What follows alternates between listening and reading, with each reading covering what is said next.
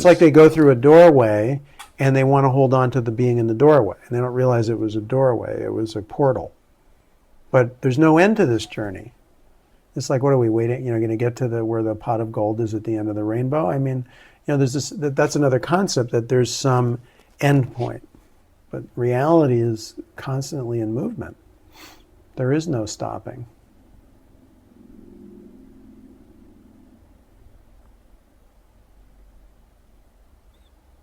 Everything's in flux.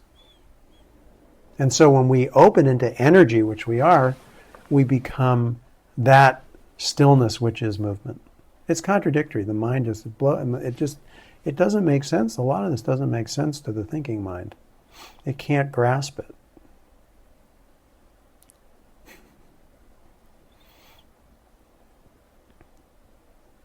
That doesn't stop it from trying, right? until, as Jean used to say, eventually the mind gives up. Tell us how that feels. Great. It really gives up. It feels like it just becomes less serious. It's right? like 10 tons of burden have been lifted off your back. In other words, the mind comes up with something. Who cares? For me, it was like all of a sudden I was floating. It was like I was floating. It was amazing.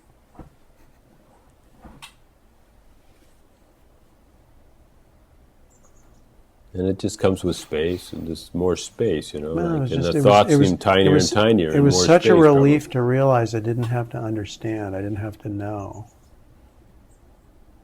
It was such a relief. It takes a lot of energy to have to know. These are real key things you're saying, because hey, I see it, and not so much of myself. I'm loosening, but so many people really got to know. Yeah. And a question will last forever. I usually, when they're like that, I just say, usually there's something underneath that, some pain, some longing, some fear, something that's in their human nature that they're not ready. Maybe they haven't realized that they haven't felt, they have been avoiding.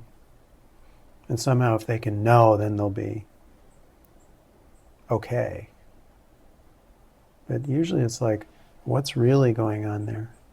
What's really under the surface there of that needing to know? Can you sit with that anxiety, with that insecurity of not knowing? That's important. That's where sitting with the question has power for transformation. You just feel it. You just feel it. You feel it. Yeah, you relax and just allow that feeling to move. Most people don't let their feelings move; they block them.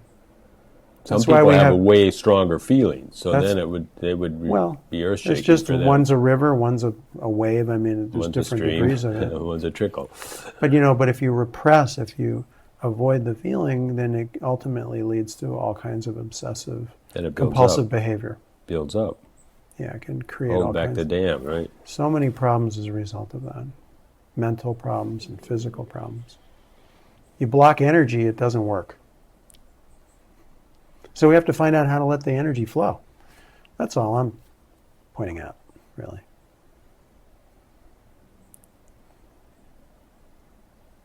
When I had that first awakening at the age of 16, 17, that was the beginning, but there was plenty that had to still be seen in this body that needed a lot of attention. There was still a lot of wounding, a lot that needed to move. Yeah. Did you say wounding? Yeah, early wounding, different kinds of human experiences where there was still a lot being identified with and struggle. There was still struggle, but yet at the same time there was also this availability for this vastness. So, and I didn't know what had happened to me initially until I was about 20. I didn't know what had happened. So, initial awakening doesn't necessarily mean freedom, but it certainly changed my life. It just means availability then. Yeah, then you find out yes, exactly. Then you find out, wow, maybe life is more than what I thought it was. It certainly got my attention because I wasn't interested in anything like that before that. So those of us that can't point to an experience like that, somehow we must have had that same knowing or same inclination, right? It's everybody. The seed for it is in everybody. It's really it's our nature. It is what we are. How could it not be there? It may not be conscious. And so the process of it becoming conscious is actually quite varied. You hear a lot of different stories, everything from pretty much just all of a sudden realizing it to, fireworks and radical, extreme change. So there's quite a spectrum of people's experiences, or what they would describe as their experiences of it. And again, I don't think there's any end to it. I think that as we open, that openness continues to open.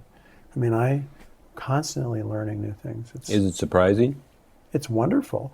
It's incredible.